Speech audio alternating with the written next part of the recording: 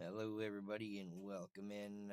I'm going to show off the new XML builder that I built in this time to the OreGen library, um, aka OreGenLib.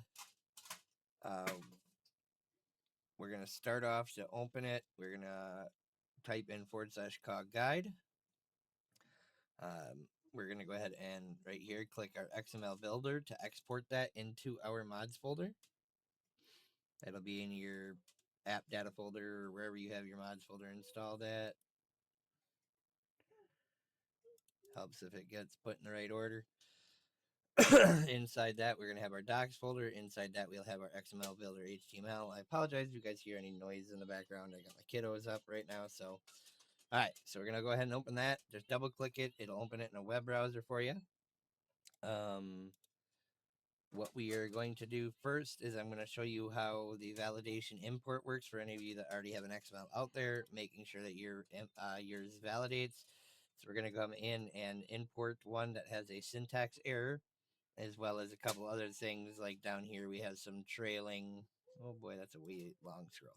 We have some trailing periods at the end of a carrots, which breaks XML. So we're going to go ahead and import it.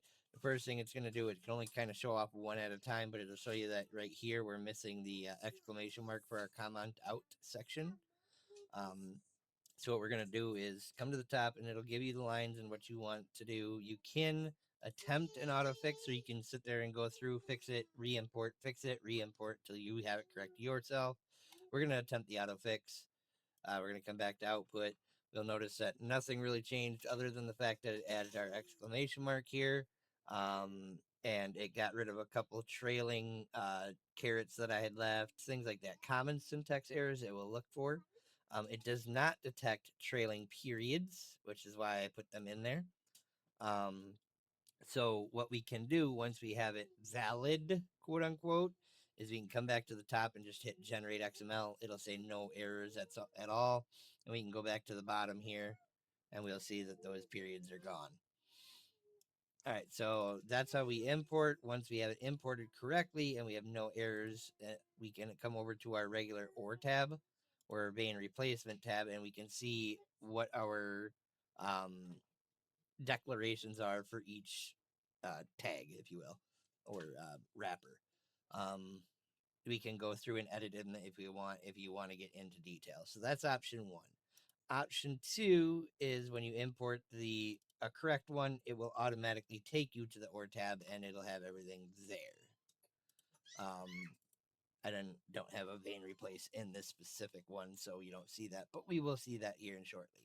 All right, we can also remove duplicates and then see our XML output before we export it. We can just click export. It will give it a download. You just got to click it and hit download unverified. All it is exporting this file right here. That's that. Now, if we go ahead and refresh, we will clear it out completely. There will be nothing in here. We can now show you how to start by setting up a guided wizard, right?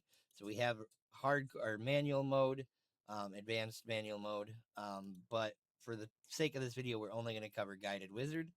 Guided wizard will open up a thing. It's going to tell you what do you want to add, an OR spawn, an OR template, or a vein replace rule. A vein replace rule is for something like if you're doing dense copper ore, and you want it to randomly replace some copper veins that are naturally placed in the biome. You don't want to put in your own rules. You don't want to specify anything. You just want every so often to replace one of the copper veins that are there, right? You can do it for pretty much anything. Then we have templates. A template is literally kind of what it sounds like. So whatever your OR name is, and you give it a unique ID, you can generate a unique ID here for however many different ones you have. Make sure it's enabled. We'll hit next. Here, it's going to let you replace an OR that's a base game OR, but not entirely sorry, not replace. I worded that wrong.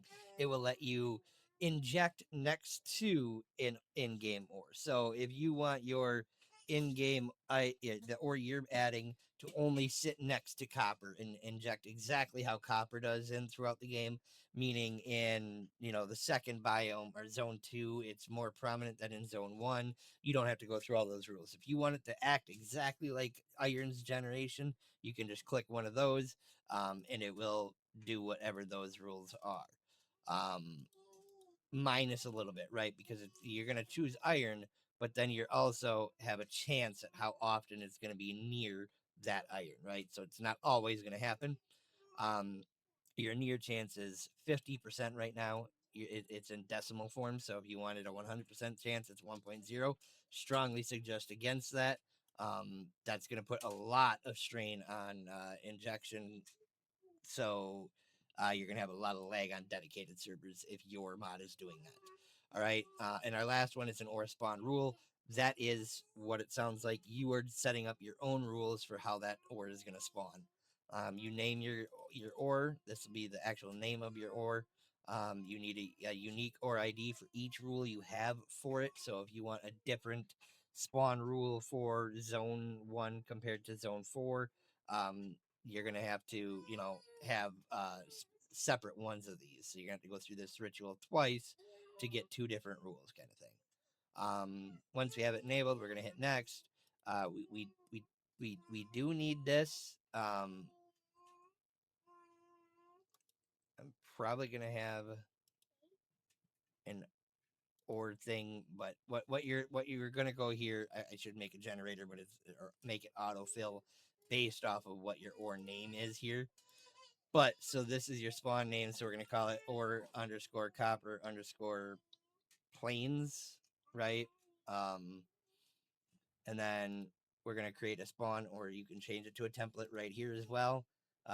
What your chance per chunk is, minimum Y, maximum Y, veins, how many veins are in that chunk, min and max, and how big your veins are randomly. So min and max veins. So minimum would be 4, maximum would be 9 pieces of ore, or replacement particle or chunks, blocks in that specific vein.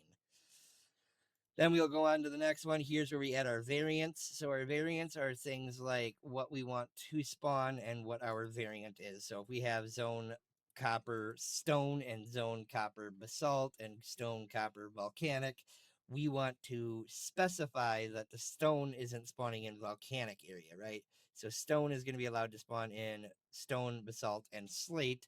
If we wanted to get rid of that, we can just come in here and uncheck slate. We don't want it to spawn in slate, but we do want it to replace, stone cobble, right? And then we apply, it'll change it here. It did not replace slate. I'll have to look into that before I ship this, but hey. And then that would be our stone, right? And then we add a variant. The variant is going to lock out your next button until you have these filled out. They're both required. So we need or underscore copper underscore slate here, right? And now we just come in here, we pick slate, and we can come up here and type it. I see it already, but we're going to do it this way just to show you you can filter and find what you're looking for. And now it'll replace slate and slate cobble. You can have as many of these variants as you want. Just know that you will receive a warning once you exceed 15 separately different hosts, right? Just because I haven't tested it with any more than 12, that's your generic, stone, salt, basalt, or stone, basalt, cobalt, or cobalt, cobblestone, things like that. So I've only tested it with your basic ones, and then here and there I tested it with a random one. Just know that if you exceed a certain amount of these, you are going to get a warning down here. You can definitely push it and try it if you want, especially if you're doing the thing for yourself and you're not pushing it out. Just know that, like I said, anything more than 12, you're probably going to start pushing lag and things like that on a server. Um, if we pick here, this will be all of our main rock blocks, but we also have the ability for the one offers of you that want it to replace, dirt, clay. That is an option as well. So you just come into here and do that. You can also replace snow if you want, right? It's not every block in game, but it's your majority of your natural laying ones. If any of them don't exist that you do want, you just forget about it during this, and you will eventually, when you're done, you just add it hardcore into your XML if there's one that you want that I don't have. Note it will not inject into modded base ones, right? Because they're not going to be naturally generated in the ore yet, or in the world yet anyway. So there's no point in putting a modded version down here. This is just what your or what the injector deletes in order to put your up here or in their place. Okay.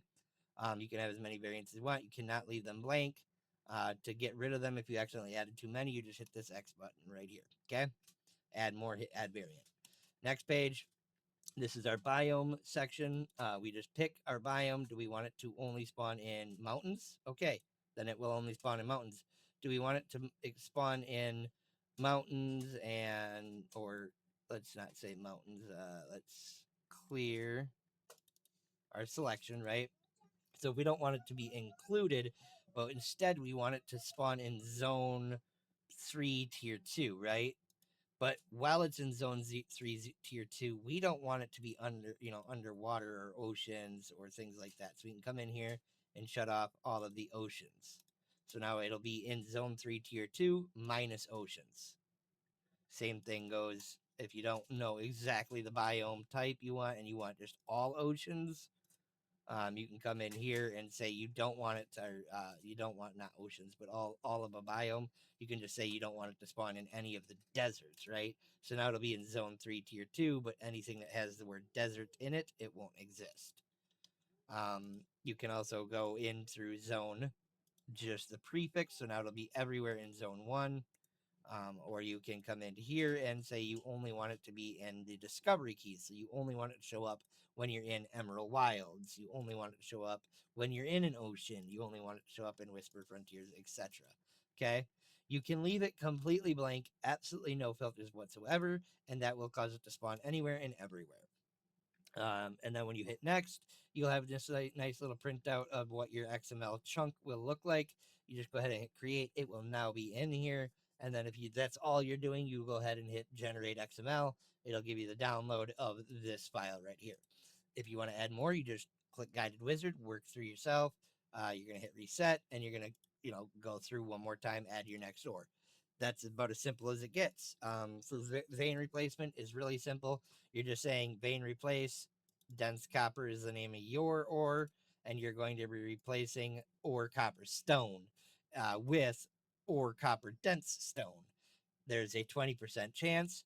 Priorities are kind of important. Priorities are going to be your um, how high it's going to be over top of somebody else's, right? So if 14 mods are using OreGenLib in order to inject, this priority that only exists in vein replace is going to say, all right, we're replacing copper. How important is it that you are replacing the base game's copper, right? Um, you're going to want to keep this number lower unless for some reason having any of the base game copper or anybody else's copper in the game, period, is going to break your stuff. Chances are very slim that's going to happen because you should be replacing or underscore copper underscore stone or the or underscore copper with your own variant of it. But it's there just in case, right? We have our max vein size as well. So the biggest it will replace is 20. Be careful. It actually can go higher than that, but you will you will eventually run into major lag the higher you go, right? So try to keep it around that 20 vein. Not too many veins are bigger than 20 that I know of, anyways. And then you can specify your zone, your areas again, and then that's it, right? So then when you create that, now we have a vein replacement or version and a ore version, right? You'll notice vein replace gets its own tab. It does not sit in here in the ore spawn rules. That's just for simplicity's sake for you. If you are doing a multi version, it still sits in here just fine. It just comes into its own section because it's not getting the ore tag. All right, that's about it, everybody. If you, like I said, you want to go into advanced mode, you can hit add or add vein replace. That skips the wizard, and you will get a nice big sheet like this that you can sit here and slowly go through and add all your stuff in this version right here instead of getting walked through it. That should be it as far as the way that this tutorial goes. I hope you guys have fun. Enjoy adding your mods. We'll catch you next time.